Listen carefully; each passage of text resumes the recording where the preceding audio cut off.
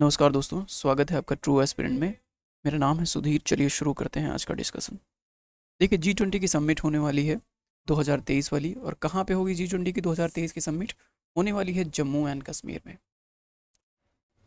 इसलिए ये बहुत इंपॉर्टेंट हो जाता है कि G20 के बारे में जितनी इंपॉर्टेंट बातें हम लोग यहाँ पे समझ लें। G7 क्या है, G8 क्या है, G20 क्या है, साथ ही साथ G20 शेरपा किसको कहा जाता है, शेरपा ट्रैक क्या चीज़ है, ट्राईकोट क्या चीज़ है। बहुत सारी चीज़ें जो हमें समझनी चाहिए इसके बारे में, तो इस वीडियो में बहुत डिटेल से समझने की कोशिश करेंगे। G20 और उससे रिलेटेड जितने इंपॉर्टेंट इन्फॉर्मेशन हम लोग कवर करने वाले हैं इस वाले वीडियो में। तो सबसे पहली बात जो आती है कि G7 में जितने इंपॉर्टेंट कंट्री हैं उनको याद कराइए।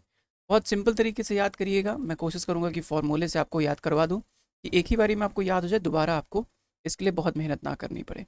फॉर्मूला नोट करके रख लीजिएगा। याद करने का तरीका क्या है? देखो, CJI chief justice of India होते हैं। Chief justice of India, C for Canada, J for Japan, I for Italy. India नहीं, I फॉर इटली। तो CJI और फज, F for France, U for United State and UK। ठीक है, दो आते हैं U for. G for Germany. तो ये हो गए हमारे 7 कंट्री G7 के। तो CJI, CJI, फज। ठीक है, ऐसे याद हो गया हमारे G7 में जितने इंपॉर्टेंट कंट्रीज हैं। अब G7 में एक कंट्री और ऐड कर दीजिए तो वो G8 हो जाएगा। जिसको रसिया को निकाला गया था। कब निकाला गया था रसिया को? जब यूक्रेन के क्रीमिया पेनिनसुला को जब रसिया ने कब्जा किया था 2016 में, तो उस टाइम रसिया को G8 से बाहर कर दिया गया था। और उसके बाद जो G8 था उसको G7 कहा जाने लगा। यानी अगर कोई पूछे कि G8 में कौन कौन से कंट्री हैं, तो CGI और फज को लेकर इसमें रसिया को जोड़ दो तो G8 हो जाएगा। अब G20 की बात कर लेते हैं। एक कमाल की बात जो याद रखने वाली है वो ये है कि G7 या G8 में ना तो इंडिया है, इंडिया भी पार्ट नहीं है इसका, और ना ही चाइना है। ठीक है, तो इंडिया और चाइना G7 G8 में नहीं है। G20 में ही इंडिया चाइना आते हैं, ध्यान दीजिए यहाँ पे। ठीक है, G20 में ही आते हैं। और एक बात, पाकिस्तान इसमें किसी में नहीं है। ठीक है, ना G20 में है, ना G7 में है, ना G8 में है। ठीक है, तो ये तरीका है याद करने का कि हाँ, गलती ना हो। बाकी अगर गल्फ़ कंट्रीज़ की बात करें तो इसमें आएगा आपका सऊदी अरेबिया। उसके अलावा एक कंट्री और आएगा जो गल्फ़ का तो पार्ट नहीं है, लेकिन टर्की। ठीक है, तो सऊदी अरेबिया और टर्की ये 2 कंट्री हैं जो कि आते हैं G20 के पार्ट में। ओके, इंडोनेशिया भी आएगा यहाँ पर। यूरोपियन यूनियन को पूरे तरीके से शामिल किया गया। यूरोपियन यूनियन में जितने इंपॉर्टेंट कंट्रीज़ हैं वो सब G20 में हैं। ठीक है, तो ये इंपॉर्टेंट बात है। G20, G8, G7 याद हो गए हमको। अब बात करते हैं अगली। एक क्वेश्चन निकल के आता है कि अभी 2023 वाला जो सबमिट होने वाला है वो आपने बताया कि जम्मू कश्मीर में होने वाला है। ठीक है, मान लेते हैं। 2021 में कहाँ पे हुआ था? क्वेश्चन यहाँ से निकलता है कि 2021 में जो है G20 की सबमिट कहाँ पे हुई थी? 2021 में जो सबमिट हुई थी वो हुई थी रोम में, रोम, इटली। उसके अलावा G20 का 2022 का मीटिंग कहाँ पे हुआ था? ये बहुत इंपॉर्टेंट है। हुआ था नहीं, अभी होने वाला है। और 7th मीटिंग है, 17th मीटिंग है, माफ़ कीजिए, 17th मीटिंग है G20 का। और ये कहाँ पे होने वाला है? इंडोनेशिया के बाली में। बाली इंपॉर्टेंट है। तो 2022 वाला कहाँ पे होगा? इंडोनेशिया के बाली में शेड्यूल्ड है, होने वाला है। 2023 वाला कहाँ पे होगा? तो 2023 वाला होगा जम्मू कश्मीर में। इसलिए इंपॉर्टेंट है क्योंकि देखो, एक ऐसा जोन जहाँ पर बहुत ज़्यादा कॉन्फ्लिक्ट होते रहता है, वहाँ पर G20 जैसे सबमिट करवाना, जहाँ पे दुनिया के जो टॉप 20 कंट्रीज़ हैं उनके हेड्स आके बैठेंगे, तो जाहिर सी बात है सिक्योरिटी कंसर्न, डेवलपमेंट और ये बहुत सारी चीज़ें जो है करनी पड़ेंगी। देखो, जहाँ पर अगर मान लो G20 के बहुत सारे मेंबर्स आते हैं तो जाहिर सी बात है कि इस एरिया को और ज़्यादा डेवलप करना पड़ेगा यहाँ पे। तो बहुत सारी स्कोप निकल के बहुत सारे एरिया खुल जाएंगे जहाँ पर काम करना स्टार्ट करेगी गवर्नमेंट। खैर, अभी आगे डिस्कस करेंगे इस सब चीज़ पर डिटेल से। तो अभी हमको इतना 3 चीज़ याद करनी है। पहली चीज़ तो 21 वाला कहाँ हुआ? इटली, रोम में हुआ। 22 वाला कहाँ पे होगा? बाली, इंडोनेशिया में होगा। 23 वाला कहाँ पे होगा? इंडिया, जम्मू कश्मीर में होगा। ठीक है, दो इंपॉर्टेंट क्वेश्चन। पहली बात कि शेरपा ट्रैक क्या चीज़ होता है? शेरपा ट्रैक क्या चीज़ होता है और शेरपा का फुल फॉर्म क्या होता है? दूसरी बात, G20 ट्राइका क्या चीज़ है? ये आपको बताना है। हम इस चीज़ की डिस्कशन करेंगे वीडियो के लास्ट में, ठीक है। इन दोनों को अभी आप कमेंट सेक्शन में बताइए जो भी आपको पता है, बट इसका हम लोग डिस्कशन करेंगे कमेंट जो है लास्ट में। चलिए आगे बढ़ते हैं। अब यहाँ पे जो अभी 23 वाला जो सबमिट हो रहा है वो उसके बारे में दिया हुआ है, कुछ चीज़ इंडियन एक्सप्रेस में बहुत डिटेल से दिया हुआ था। देखो आर्टिकल 370 के हटने के बाद पहली बारी कुछ इतना बड़ा लेवल पे जम्मू कश्मीर में ऑर्गेनाइज़ किया जा रहा है। बहुत इंपॉर्टेंट है, बहुत सारी चीज़ें जो वहाँ पे रुकी हुई हैं उनको उसके डेवलपमेंट के लिए ये बहुत इंपॉर्टेंट सबमिट हो सकता है। और इसलिए भी इम्पॉर्टेंट क्योंकि दुनिया के बहुत सारे जितने 20 इंपॉर्टेंट हेड्स आएंगे तो जाहिर सी बात है उनकी नज़र भी जाएगी जम्मू कश्मीर के कंडीशन पे। तो हो सकता है जम्मू कश्मीर में जो प्रॉब्लम्स चल रही हैं उसको सॉल्व करने के गवर्नमेंट जो है और ज़बरदस्त तरीके से सामने आए। हो सकता है कुछ ऐसे इशूज जो अब तक सामने निकल के नहीं आए, हो सकता है वो भी निकल के आ जाए। गवर्नमेंट इस बात पे भी विचार कर रही है कि स्पेशल स्टेटस दिया जाए फंडिंग के मामले में। अभी स्पेशल स्टेटस है जम्मू कश्मीर का, लेकिन उसके अलावा फंडिंग के मैटर में जम्मू कश्मीर को और स्पेशल स्टेटस प्रोवाइड किया जाए। इस पर भी कंसिडरेशन चल रहा है। G20 होने से पहले पहले ये चीज़ हो जाए।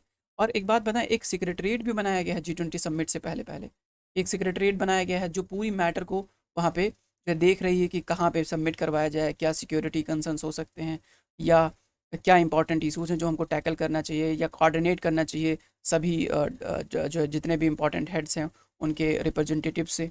तो वो सारा काम ये सेक्रेटरीट कर रही है, इसको बिल्ड कर दिया गया 2023 की मीटिंग होने से पहले पहले ये सारा काम अपना कर लेगी। एक क्वेश्चन और निकलता है कि G20 का चलो ठीक है आपने सेक्रेटरीट बना दिया, लेकिन शेरपा मिनिस्ट्री कौन सी है? तो शेरपा मिनिस्ट्री है आपकी ministry of commerce. Ministry of commerce जो है शेरपा मिनिस्ट्री है जो पूरी तरीके से G20 का जो ये मीटिंग होने वाला है 2023 में उसको ऑर्गेनाइज कर रही है, उसका लुक आफ्टर कर रही है। सारा मैटर जितना भी है सब कुछ देखने का काम कौन कर रही है? Ministry of commerce. Okay, G20 के बारे में कुछ चीज़ें और सीख लीजिए, जैसे कि G20 फॉर्म कब हुआ था, इंडिया कब उसका मेंबर बना। तो G20 कब फॉर्म हुआ था? 1999 में। 1999 में G20 फॉर्म किया गया था। 20 मेजर इकॉनमी जितने भी हैं, मैंने आपका नाम सबको बता दिया आपको, तो उन सबको मिलकर इकोनॉमिक डेवलपमेंट के लिए ठीक है इकट्ठा करना था। और ये जो G20 कंट्रीज़ हैं, दुनिया का 85% जो है वर्ल्ड ग्रॉस जो डोमेस्टिक प्रोडक्शन है ये 20 कंट्रीज़ करती हैं। वर्ल्ड ट्रेड में 80% पार्टिसिपेशन ये G20 कंट्रीज़ करती है। इसका मतलब है कि जितना ज़्यादा ट्रेड इन G20 के बीच में होता है उसके अलावा कोई और ऑर्गेनाइजेशन ऐसी नहीं है जिनके बीच में इतना ज़्यादा ट्रेड एंड ट्रांसपोर्टेशन होता हो, इसलिए बहुत ज़्यादा इंपॉर्टेंट है। एक और इम्पॉर्टेंट बात है कि G20 का कोई परमानेंट स्टाफ नहीं होता है कि हाँ भैया इनका परमानेंट स्टाफ है जो पूरे मैटर को देखेगा, नहीं। G20 का कोई परमानेंट स्टाफ नहीं होता है। इसकी चेयरमैनशिप जो है रोटेट होती रहती है।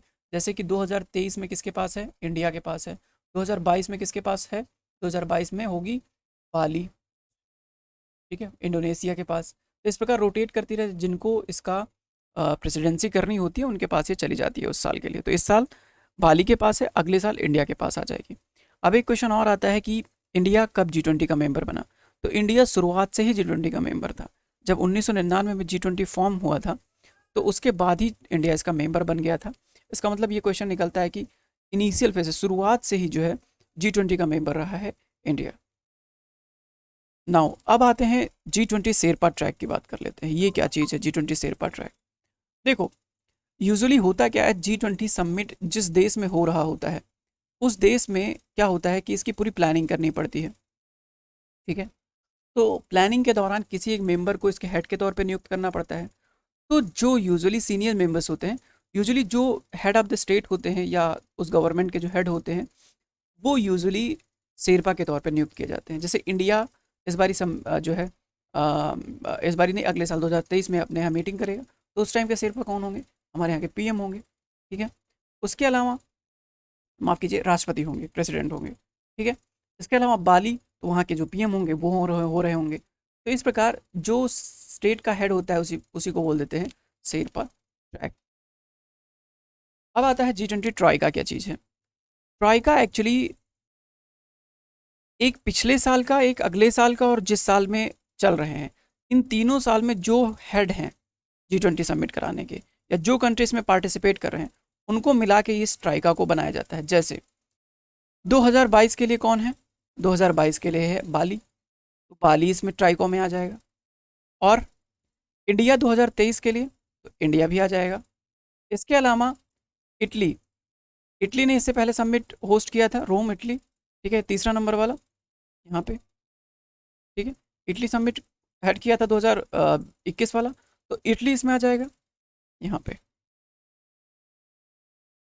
तो ये तीनों मिलके क्या बनाएंगे, एक ट्राइका बनाएंगे, और जो भी इसके प्लान है G20 के, उसको इम्प्लीमेंट कराने की कोशिश करेंगे इन 3 सालों में, ठीक है। तो ये नहीं कि 2021 में जिसने सबमिट किया था और वहाँ पे वो सब अपने सबमिट करवा के उसने फुर्सत पा ली, ऐसा कुछ नहीं है।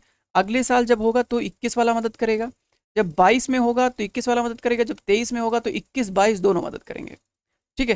तो इस प्रकार ये तीनों हेल्प करते हैं G20 के जितने इंपॉर्टेंट ऑब्जेक्टिव है उसको अचीव करने के लिए। नाउ लौट के आते हैं अपने जम्मू कश्मीर वाले मैटर पे। देखो, बात यह है कि सबमिट होने वाली है, पक्की बात है 2023 में होगी। क्या मैटर है जिस पे डिस्कशन किया जा सकता है? बहुत सारे ऐसे मैटर्स हैं जिस पे डिस्कशन किया जाता है, जिसमें सबसे नंबर 1 मैटर है क्लाइमेट चेंज। फंडिंग रिलीज़ नहीं हो रही है, फंडिंग रिलीज़ नहीं हो रही है। देखो, तकरीबन 100 मिलियन डॉलर का एक फ़ंड बनाया गया था। कब बनाया गया था? पेरिस एग्रीमेंट में बनाया गया था कि जितने भी डेवलप्ड कंट्री हैं वो ये फंडिंग हर साल देते रहेंगे। लेकिन ये डेवलपमेंट ये जो फंडिंग है अब तक 10 मिलियन तक भी नहीं पहुंची है। इसका मतलब है जो भी कंट्री आते हैं यहाँ पर बैठते हैं, मीटिंग करते हैं क्लाइमेट चेंज से रिलेटेड, वो लोग सिर्फ आते हैं, बैठते हैं, चाय समोसा खाते हैं और निकल जाते हैं। क्यों? क्योंकि इनको फंडिंग देने में जब आती है बात, तो ये लोग हमेशा पीछे रहते हैं। फंडिंग देने के लिए होता है, इन लोग हमेशा आ जाते हैं, कहते हैं कि जो डेवलप्ड कंट्री है वो तो पैसा दे ही रहे हैं, डेवलपिंग कंट्री जो हैं वो अपने यहाँ काम नहीं कर रहे हैं, वो कार्बन इमिशन बहुत ज़्यादा कर रहे हैं, ठीक है, ग्रीन हाउस गैसेस पे काम नहीं कर रहे हैं, इसलिए ये हमेशा अपना भी पल्ला छाड़ लेते हैं कि जब वो नहीं कर रहे हैं तो हम भी नहीं करेंगे। खैर, दूसरा इंपॉर्टेंट इशू है यूक्रेन और रसिया डिस्प्यूट। फूड क्राइसिस बहुत ज़बरदस्त तरीके से हो गई है और आगे आने वाले सालों में फूड क्राइसिस बहुत ज़बरदस्त तरीके से सामने भी आएगी। कल स्टेटमेंट दिया था यूनाइटेड नेशन के जो सेक्रेटरी हैं गुटरेस जी, उन्होंने एक स्टेटमेंट दिया था कि फूड क्राइसिस बहुत ज़बरदस्त तरीके से दुनिया में आने वाली है। और इसका मेन रीज़न उन्होंने दिया था कोविड, तो ठीक है ही, उसके अलावा रसिया यूक्रेन वॉर। यूक्रेन बहुत ज़्यादा गेहूं का उत्पादन करता है और चूंकि डिस्प्यूट वॉर में फंस गया, इसके चलते प्रोडक्शन तो घटा ही घटा, सप्लाई भी घट गई, ठीक है। इसके चलते फूड क्राइसिस बहुत ज़बरदस्त तरीके से हो रही है और आने वाले समय में होगी भी। तो इस चीज़ को टैकल करने पर जो है जोर देना चाहिए, ऐसा उनका कहना था। तो हो सकता है इस पर भी एक डिस्कशन किया जा सके यहाँ पर। नाउ थर्ड इंपॉर्टेंट इशू जो डिस्कस किया जा सकता है, चाइना का एक्सपेंशन पॉलिसी। साउथ चाइना सी में जो चाइना बहुत ज़बरदस्त तरीके से एक्सपैंड कर रहा है, इंडोनेशिया, मलेशिया, ये बहुत सारे ऐसे छोटे छोटे आइलैंड्स जिस पर कब्जा कर रहा है और कह रहा है कि ये इंडोनेशिया का नहीं है, मलेशिया का नहीं है, वियतनाम का नहीं है, ये चाइना का है। तो इस पर भी एक डिस्कशन किया जा सकता है कि चाइना ऐसा क्यों कर रहा है। छोटे छोटे कंट्रीज जो इतने कैपेबल नहीं है चाइना से लड़ने के लिए, उनके आइलैंड्स को कब्जा क्यों कर रहा है, इस पर भी एक प्रॉपर डिस्कशन हो सकता है, क्योंकि चाइना वहाँ पर बैठा होगा। और चौथा एक इंपॉर्टेंट इशू है जिस पर डिस्कशन किया जा सकता है, ग्लोबल टेररिज्म। इस टाइम बहुत ज़बरदस्त तरीके से ये चीज़ें फैल रही हैं, तो इस पर भी एक डिस्कशन किया जा सकता है। तो ये 4 इंपॉर्टेंट टॉपिक हैं जिस पर डिस्कशन किया जाएगा जम्मू कश्मीर में जो ये मीटिंग होने वाली है। तो बस इतना ही इंपॉर्टेंट बात है G20 के बारे में। मुझे लगता है कि इससे अपना काम चल जाएगा। बहुत सारी छोटी छोटी न्यूज़ थी जो मैंने इसमें इकट्ठा करके रख दिया है और आपको ये मदद करेंगी। बाकी कुछ और इंपॉर्टेंट चीज़ें जैसे डेवलपमेंट होगा, जैसे मीटिंग होगा और कुछ इंपॉर्टेंट डेवलपमेंट निकल के आएगा, हम लोग एक सेपरेट वीडियो में डिस्कस कर लेंगे उस सब चीज़ को, ठीक है। मिलते हैं नेक्स्ट वीडियो में। Thank you so much for watching.